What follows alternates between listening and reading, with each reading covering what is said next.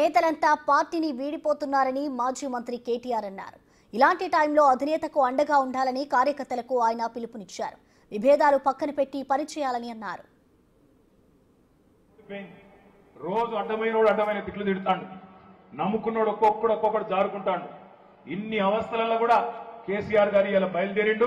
Bus యాత్ర అని చెప్తే బ్రహ్మరథం పడుతున్నారు కేసీఆర్ గారు. మరి మన నాయకుడు 70 ఏళ్ల వయసులో గత తిరుగుతున్నప్పుడు ఎండా బిండా అని చూడకుండా మనం ఎట్లుండాలి? మనం కొట్లాడన్నా వద్దా? మనం గట్టిగా బయలుదేరన్నా వద్దా?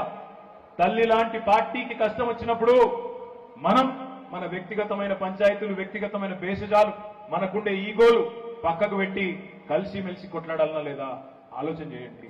మన నాయకుడు ఇలా మనందరికీ స్ఫూర్తిదాయకంగా పార్టీ పెట్టిన 24 ఏళ్ల తర్వాత కూడా ఆయన కట్టె పట్టుకొని కూడా యుద్ధానికి బయలుదేరండి.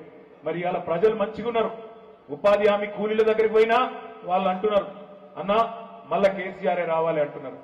యువకుల దగ్గరికి పోతే వాళ్ళు అంటున్నారు, మమ్మల్ని మోసం చేసిండన్న రేవంత్ రెడ్డి, కేసీఆర్ ఇచ్చిన ఉద్యోగాలు ఈయన కాగితాలు ఇచ్చుకుంటా నేను ఇచ్చినా అని చెప్పుకుంటున్నాడని యువకులు మాట్లాడుతున్నారు.